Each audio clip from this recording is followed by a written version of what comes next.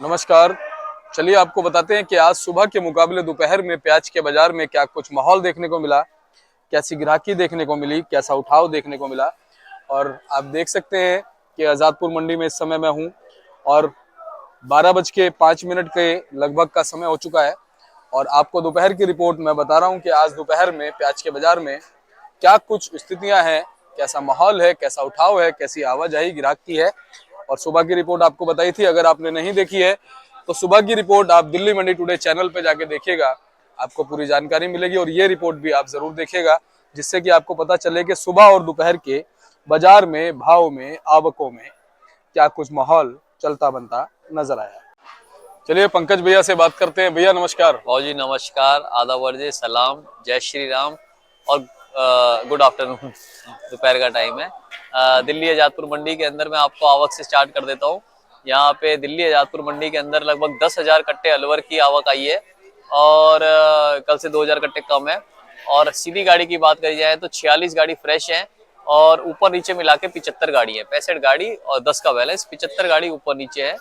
तो आवक आप कह सकते हैं दिसावरी गाड़ियों की, जो बाहर की गाड़ियां हमारी आ रही है उनकी आवक थोड़ी बड़ी है। और ये सीजन भी है एक्चुअली, क्योंकि गुजरात का, महाराष्ट्र का, मध्य प्रदेश का, ज्यादा गुजरात और महाराष्ट्र के माल ज्यादा निकलने के टाइम है। तो अभी आपको और बढ़ोतरी देखी ही जाएगी, गुजरात से ज्यादा देखी जाएगी।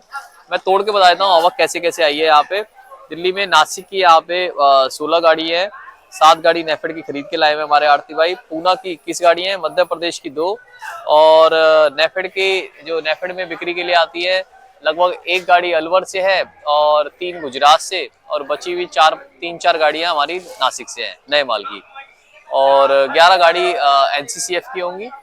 पोजीशन वाइज बात करी जाए अलग अलग, तो जो अलवर के माल हैं, अलवर के माल आप ये देख रहे हैं, अलवर के माल, ये अलवर के माल है, ये जो दिखा रहे हैं आप, है ना, ये सब अलवर के माल। जो पोजीशन खुली है यहाँ पे, यहाँ पोजीशन 700 रुपए से 850 रुपए, ऊपर में एक आध लॉट 900 बिक जाता है।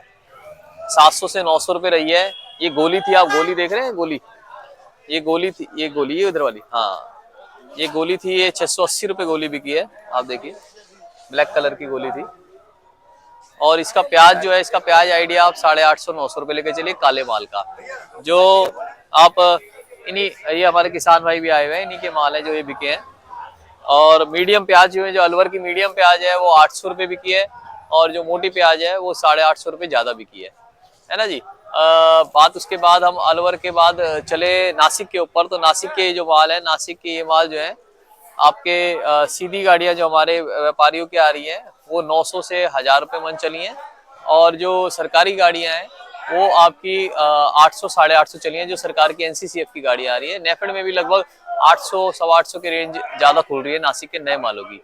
उसके बाद आप देखिए पूना के माल, पूना के ये माल है, पूना के आप देखेंगे ये कट्टे में भी पूना का माल है। इन पूना के मालों की पोजीशन जो है यहाँ पे 950 से लेकर 1050 रुपए तक रही, क्वालिटी अनुसार। और उसके बाद मध्य प्रदेश की एक गाड़ी है, मध्य प्रदेश के माल जो है वो आपके 850 से लेकर आपके 950 तक बिके। उसके बाद आपकी राजस्थान की कोई गाड़ी नहीं है।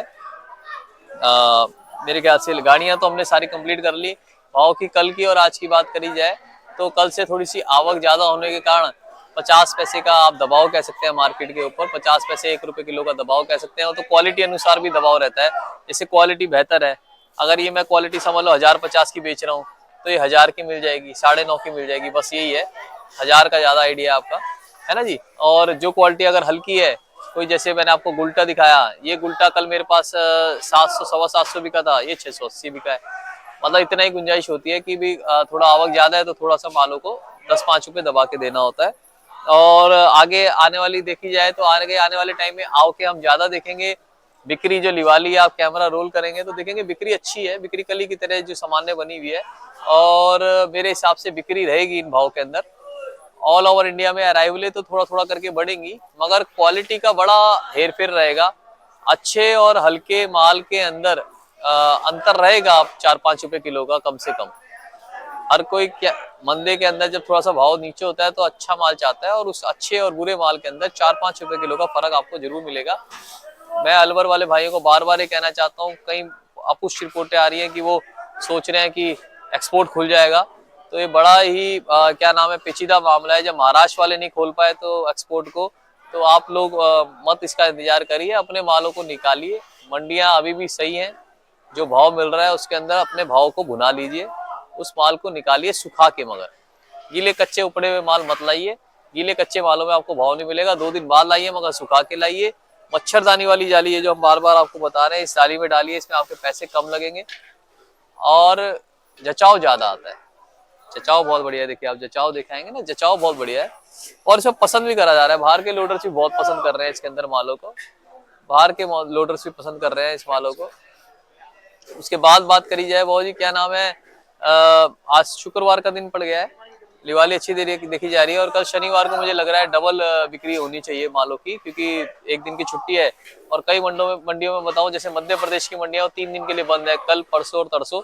आई थिंक क्रिसमस की भी शायद छुट्टी हो जाती है, क्योंकि क्रिश्चियन समाज भी है, तो हर त्योहार, हमारे लोकतांत्रिक देश है, हर त्योहार हम मनाते हैं और मैं उनको भी बधाई देना चाहूंगा क्रिसमस डे की।